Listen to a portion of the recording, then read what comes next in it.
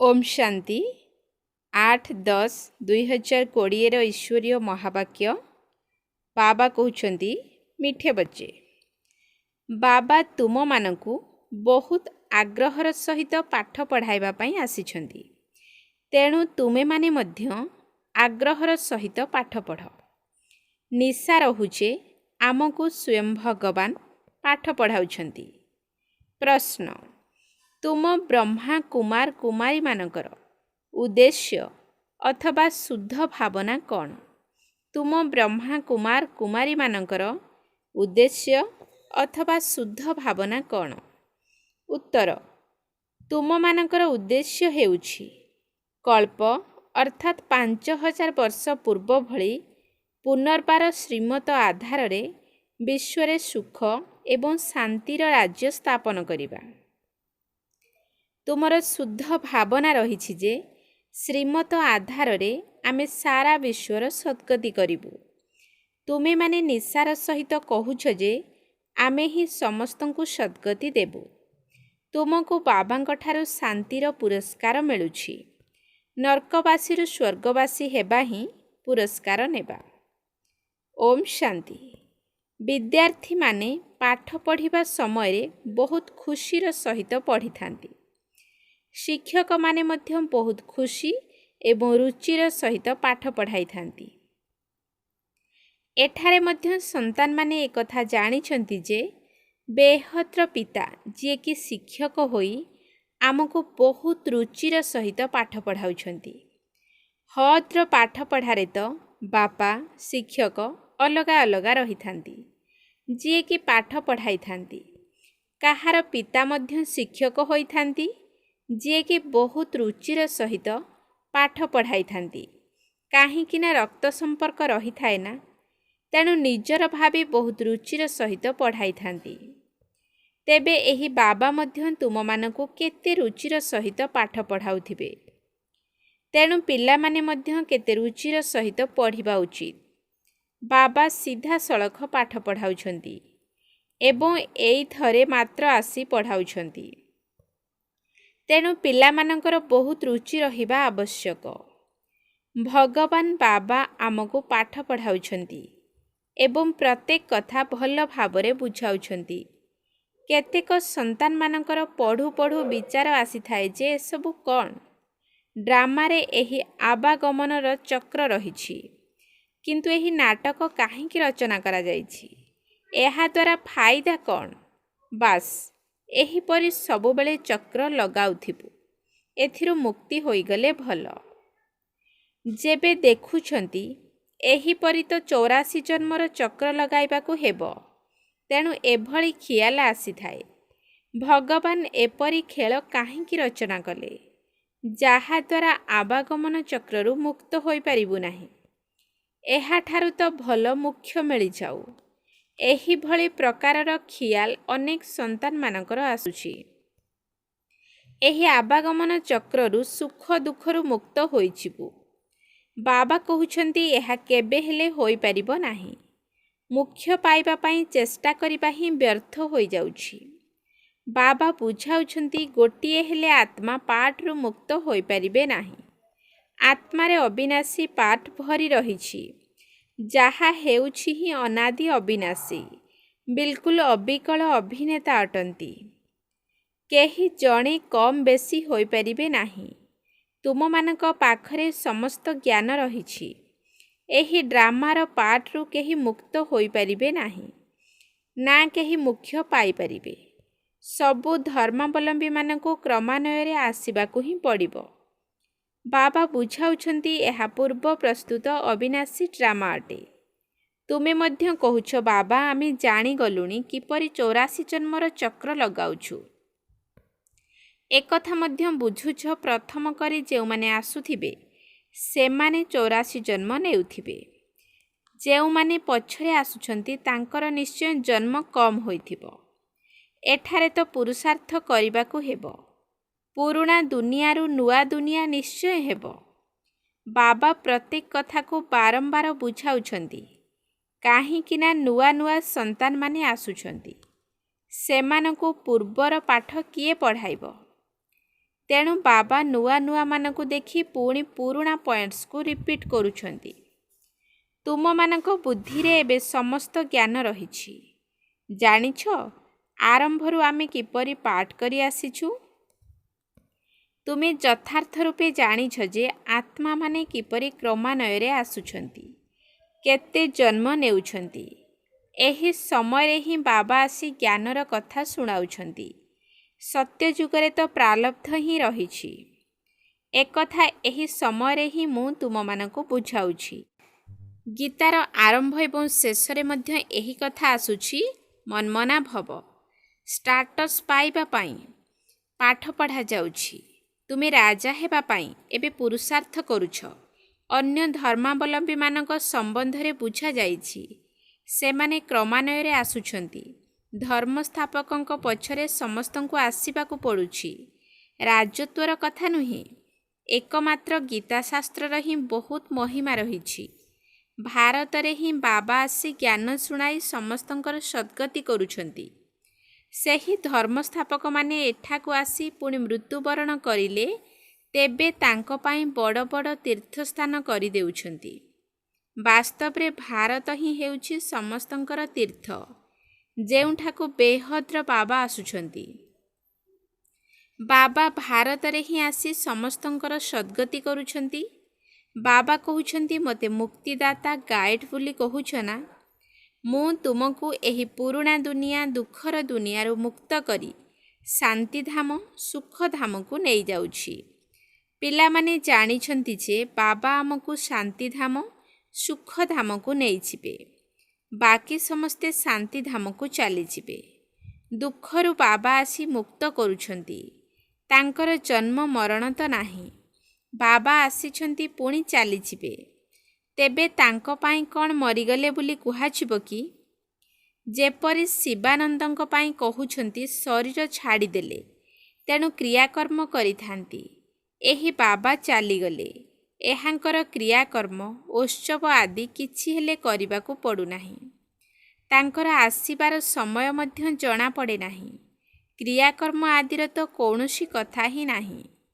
अन्य सबु मनुष्य मानकर क्रियाकर्म करिथांती। बाबांकर क्रियाकर्म हेउ नाही, कारण तांकर शरीर ही नाही। सबु मनुष्य सोरिष सदृश पेशी होई समाप्त होइजिबे। सत्य जुगरे एही ज्ञान किंबा भक्तिर कौनसी कथा रहिब नाही। एहा एबे ही चालुछि आउ समस्ते भक्ति ही शिखाउछंती। अधाकल्प भक्ति पुणी अधाकल्प परे बाबा आसी ज्ञानर वर्षा देउछंती।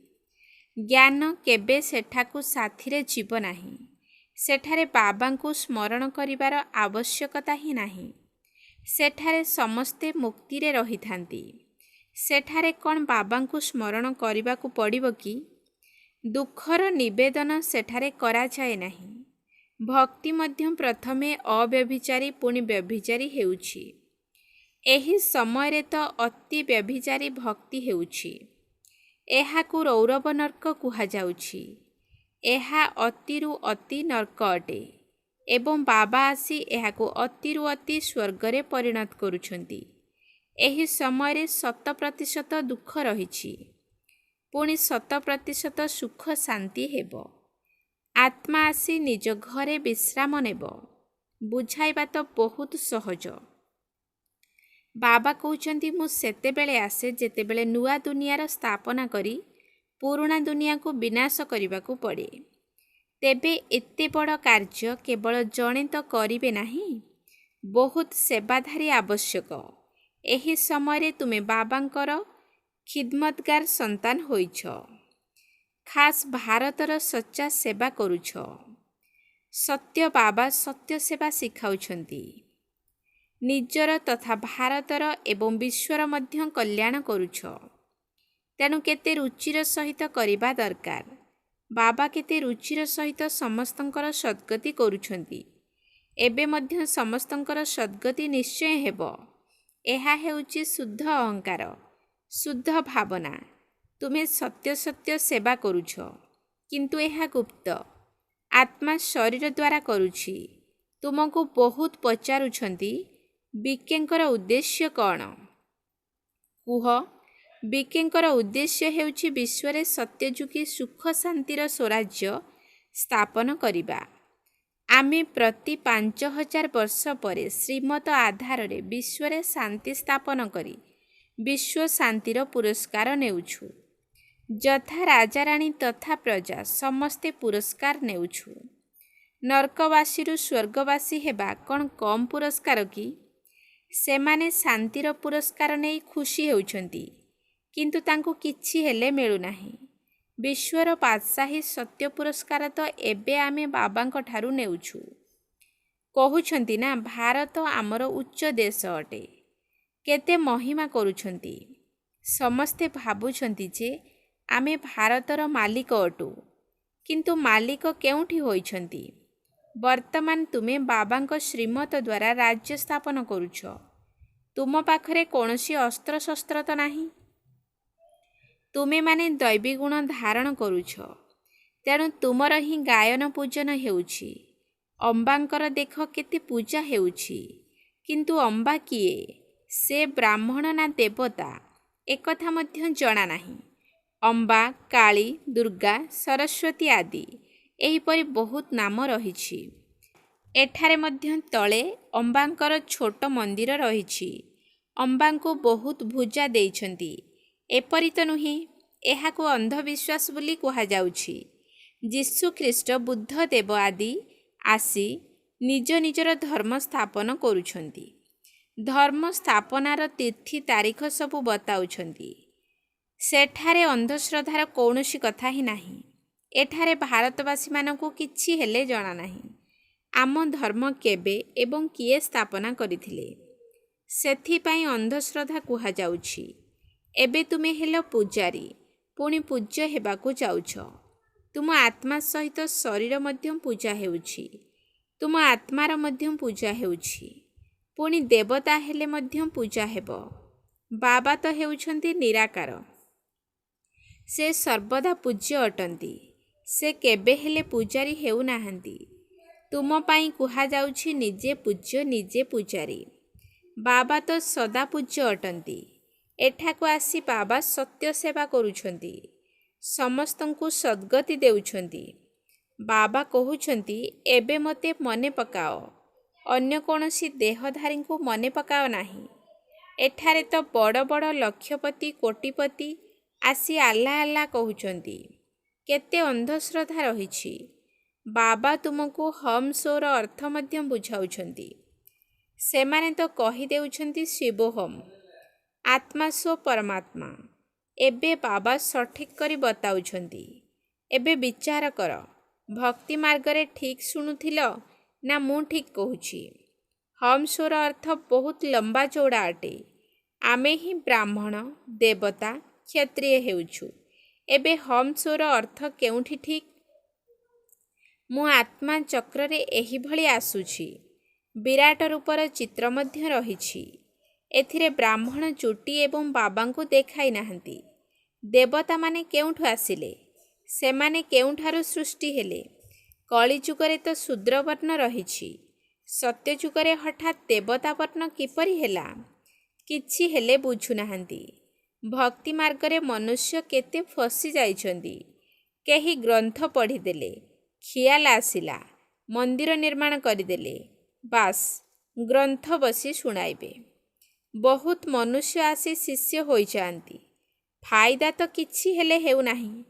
ବହୁତ ଦୋକାନ ଖୋଲିଯାଇଛି। ବର୍ତ୍ତମାନ ଏହିସବୁ ଦୋକାନ ସମାପ୍ତ ହୋଇଯିବ। ଏସବୁ ଦୋକାନଦାରୀ ହେଉଛି ଭକ୍ତି ମାର୍ଗର। ଏହାଦ୍ୱାରା ବହୁତ ଧନ ରୋଜଗାର କରନ୍ତି। ସନ୍ନ୍ୟାସୀମାନେ କହୁଛନ୍ତି ଆମେ ବ୍ରହ୍ମଯୋଗୀ, ତତ୍ତ୍ୱଯୋଗୀ ଅଟୁ। ଯେପରି ଭାରତବାସୀ ବାସ୍ତବରେ ହେଉଛନ୍ତି ଦେବୀ ଦେବତା ଧର୍ମର, କିନ୍ତୁ ହିନ୍ଦୁ ଧର୍ମର ବୋଲି କହିଦେଉଛନ୍ତି। ଏମିତି ତ ବ୍ରହ୍ମତତ୍ତ୍ୱ ଅଟେ, ଯେଉଁଠି ଆତ୍ମାମାନେ ରହୁଛନ୍ତି। ସେମାନେ ପୁଣି ବ୍ରହ୍ମଜ୍ଞାନୀ, ତତ୍ତ୍ୱଜ୍ଞାନୀ ବୋଲି ନାମ ରଖିଦେଇଛନ୍ତି। ନଚେତ୍ ବ୍ରହ୍ମତତ୍ତ୍ୱ ହେଉଛି ରହିବାର ସ୍ଥାନ। ତେଣୁ ବାବା ବୁଝାଉଛନ୍ତି, କେତେ ବଡ଼ ଭୁଲ କରିଦେଇଛନ୍ତି। ଏସବୁ ହେଉଛି ଭ୍ରମ। ମୁଁ ଆସି ସବୁ ଭ୍ରମ ଦୂର କରିଦେଉଛି। ଭକ୍ତି ମାର୍ଗରେ କହୁଛନ୍ତି ମଧ୍ୟ, ହେ ପ୍ରଭୁ, ତୁମର ଗତିମତି ନିଆରା ଅଟେ। ଗତି ତ କେହି କରିପାରିବେ ନାହିଁ। ମତ ତ ଅନେକଙ୍କର ମିଳୁଛି। ଏଠାକାର ମତ କେତେ କମାଲ କରିଦେଉଛି। ସାରା ବିଶ୍ୱକୁ ପରିବର୍ତ୍ତନ କରିଦେଉଛି। ଏବେ ତୁମ ବୁଦ୍ଧିରେ ଅଛି। ଏତେ ସବୁ ଧର୍ମ କିପରି ଆସୁଛି? ପୁଣି ଆତ୍ମାମାନେ କିପରି ନିଜ ନିଜର ବିଭାଗରେ ଯାଇ ରହୁଛନ୍ତି? ଏସବୁ ଡ୍ରାମାରେ ନିର୍ଦ୍ଧାର୍ଯ୍ୟ ରହିଛି। ଏକଥା ମଧ୍ୟ ପିଲାମାନେ ଜାଣିଛନ୍ତି। ଏକମାତ୍ର ବାବା ହିଁ ଦିବ୍ୟ ଦୃଷ୍ଟିଦାତା ଅଟନ୍ତି। ବାବାଙ୍କୁ କହୁଛନ୍ତି, ଏହି ଦିବ୍ୟ ଦୃଷ୍ଟିର ଚାବି ଆମକୁ ଦେଇଦିଅ, ତେବେ ଆମେ କାହାକୁ ସାକ୍ଷାତକାର କରାଇବୁ। ତେବେ ବାବା କହୁଛନ୍ତି, ନା, ଏହି ଚାବି କାହାକୁ ମିଳିପାରିବ ନାହିଁ। ଏହା ବଦଳରେ ତୁମକୁ ପୁଣି ବିଶ୍ୱର ବାଦଶାହୀ ଦେଉଛି। ମୁଁ ନେଉନାହିଁ। ମୋର ପାର୍ଟ ହିଁ ହେଉଛି ସାକ୍ଷାତକାର କରାଇବା। ସାକ୍ଷାତକାର ହେବା ଦ୍ୱାରା କେତେ ଖୁସି ହୋଇଯାଉଛନ୍ତି, କିନ୍ତୁ କିଛି ହେଲେ ମିଳୁନାହିଁ। ଏପରି ନୁହେଁ ଯେ ସାକ୍ଷାତକାର ଦ୍ୱାରା କେହି ନିରୋଗୀ ହୋଇଯାଉଛନ୍ତି ଅଥବା ଧନ ମିଳିଯାଉଛି। ନା, ମୀରାଙ୍କୁ ସାକ୍ଷାତକାର ହେଲା, କିନ୍ତୁ ମୁକ୍ତି କ'ଣ ପାଇଲେ କି? ମନୁଷ୍ୟ ଭାବୁଛନ୍ତି ସେ ବୈକୁଣ୍ଠରେ ହିଁ ରହୁଥିଲେ, କିନ୍ତୁ ବୈକୁଣ୍ଠ କୃଷ୍ଣପୁରୀ କେଉଁଠି ଅଛି? ଏସବୁ ହେଉଛି ସାକ୍ଷାତକାର। ବାବା ବସି ସବୁ କଥା ବୁଝାଉଛନ୍ତି। ବ୍ରହ୍ମାଙ୍କୁ ମଧ୍ୟ ପ୍ରଥମେ ପ୍ରଥମେ ବିଷ୍ଣୁଙ୍କର ସାକ୍ଷାତକାର ହେବାରୁ ବହୁତ ଖୁସି ହୋଇଗଲେ। ସେ ବି ଯେବେ ଦେଖିଲେ ଯେ ମୁଁ ମହାରାଜା ହେଉଛି, ବିନାଶ ମଧ୍ୟ ଦେଖିଲେ, ପୁଣି ରାଜତ୍ୱ ମଧ୍ୟ ଦେଖିଲେ, ତେଣୁ ନିଶ୍ଚୟ ହୋଇଗଲା, ଓହୋ, ମୁଁ ତ ବିଶ୍ୱର ମାଲିକ ହେଉଛି। ବାବାଙ୍କର ପ୍ରବେଶତା ହୋଇଗଲା। ବାସ୍, ବାବା ଏସବୁ ଆପଣ ନେଇଯାଆନ୍ତୁ। ମୋର ତ ବିଶ୍ୱର ବାଦଶାହୀ ଆବଶ୍ୟକ। ତୁମେ ମଧ୍ୟ ଏହି ସୌଦା କରିବାକୁ ଆସିଛ ନା? ଯିଏ ଜ୍ଞାନ ଧାରଣ କରୁଛନ୍ତି, ତାଙ୍କଠାରୁ ପୁଣି ଭକ୍ତି ଦୂର ହୋଇଯାଉଛି। ଆଚ୍ଛା, ମିଠା ମିଠା ଶିକିଲଧେ ସନ୍ତାନମାନଙ୍କ ପ୍ରତି ମାତା ପିତା ବାପ ଦାଦାଙ୍କର ମଧୁର ସ୍ନେହଭରା ସ୍ମୃତି ଏବଂ ସୁପ୍ରଭାତ। ଆତ୍ମିକ ପିତାଙ୍କର ଆତ୍ମିକ ସନ୍ତାନମାନଙ୍କୁ ନମସ୍ତେ। ଆତ୍ମିକ ସନ୍ତାନମାନଙ୍କର ଆତ୍ମିକ ବାପ ଦାଦାଙ୍କୁ ନମସ୍ତେ, ନମସ୍ତେ, ନମସ୍ତେ, ସୁପ୍ରଭାତ। ଧାରଣା ପାଇଁ ମୁଖ୍ୟ ସାର। 1 ନମ୍ବର ପଏଣ୍ଟ। ଦୈବୀ ଗୁଣକୁ ଧାରଣ କରି ଶ୍ରୀମତ ଆଧାରରେ ଭାରତର ପ୍ରକୃତ ସେବା କରିବାକୁ ହେବ। ନିଜର, ଭାରତର ତଥା ସାରା ବିଶ୍ୱର କଲ୍ୟାଣ ବହୁତ ବହୁତ ଆଗ୍ରହର ସହିତ କରିବାକୁ ହେବ। 2 ନମ୍ବର ପଏଣ୍ଟ। ଡ୍ରାମାର ଅନାଦି ଅବିନାଶୀ ନିର୍ଦ୍ଧାର୍ଯ୍ୟକୁ ଯଥାର୍ଥ ଭାବରେ ବୁଝି କୌଣସି ପ୍ରକାରର ସମୟ ନଷ୍ଟ ହେଉଥିବା ପୁରୁଷାର୍ଥ କରିବାର ନାହିଁ। ବ୍ୟର୍ଥ ବିଚାର ମଧ୍ୟ କରିବାର ନାହିଁ। ବରଦାନ, ଏକାଗ୍ରତାର ଅଭ୍ୟାସ ଦ୍ୱାରା ଏକରସ ଅର୍ଥାତ୍ ସ୍ଥିର ଅବସ୍ଥା ନିର୍ମାଣ କରି ସର୍ବସିଦ୍ଧି ସ୍ୱରୂପ ହୁଅ। ଏକାଗ୍ରତାର ଅଭ୍ୟାସ ଦ୍ୱାରା ଏକରସ ଅର୍ଥାତ୍ ସ୍ଥିର ଅବସ୍ଥା ନିର୍ମାଣ କରି ସର୍ବସିଦ୍ଧି ସ୍ୱରୂପ ହୁଅ। ଯେଉଁଠାରେ ଏକାଗ୍ରତା ଅଛି, ସେଠାରେ ଆପେ ଆପେ ଏକରସ ସ୍ଥିତି ଅର୍ଥାତ୍ ଅବସ୍ଥାରେ ସମାନତା ରହିଛି। ଏକାଗ୍ରତା ଦ୍ୱାରା ସଂକଳ୍ପ, ବାଣୀ ଏବଂ କର୍ମର ବ୍ୟର୍ଥପଣିଆ ସମାପ୍ତ ହୋଇଥାଏ ତଥା ସମର୍ଥପଣିଆ ଆସିଯାଏ। ଏକାଗ୍ରତା ଅର୍ଥାତ୍ ଗୋଟିଏ ମାତ୍ର ଶ୍ରେଷ୍ଠ ସଂକଳ୍ପରେ ସ୍ଥିର ରହିବା। ଯେଉଁ ଗୋଟିଏ ବୀଜ ରୂପୀ ସଂକଳ୍ପରେ ସାରା ବୃକ୍ଷ ରୂପୀ ବିସ୍ତାର ଅନ୍ତର୍ନିହିତ। ତେଣୁ ଏକାଗ୍ରତାକୁ ବଢ଼ାଇବା ଦ୍ୱାରା ସବୁ ପ୍ରକାରର ହଲଚଲ ସମାପ୍ତ ହୋଇଯିବ। ସର୍ବ ସଂକଳ୍ପ, ବାଣୀ ଏବଂ କର୍ମ ସହଜରେ ସିଦ୍ଧି ଲାଭ କରିବ। ସେଥିପାଇଁ ଏକାନ୍ତବାସୀ ହୁଅ। ସ୍ଲୋଗାନ, ଗୋଟିଏ ଥର କରିଥିବା ଭୁଲକୁ ବାରମ୍ବାର ଚିନ୍ତା କରିବା ଅର୍ଥାତ୍ ଦାଗ ଉପରେ ଦାଗ ଲଗାଇବା। ସେଥିପାଇଁ ବିତି ଯାଇଥିବା କଥାକୁ ବିନ୍ଦୁ ଲଗାଅ। ଗୋଟିଏ ଥର କରିଥିବା ଭୁଲକୁ ବାରମ୍ବାର ଚିନ୍ତା କରିବା ଅର୍ଥାତ୍ ଦାଗ ଉପରେ ଦାଗ ଲଗାଇବା। ସେଥିପାଇଁ ବିତି ଯାଇଥିବା କଥାକୁ ବିନ୍ଦୁ ଲଗାଅ। ଓମ୍ ଶାନ୍ତି।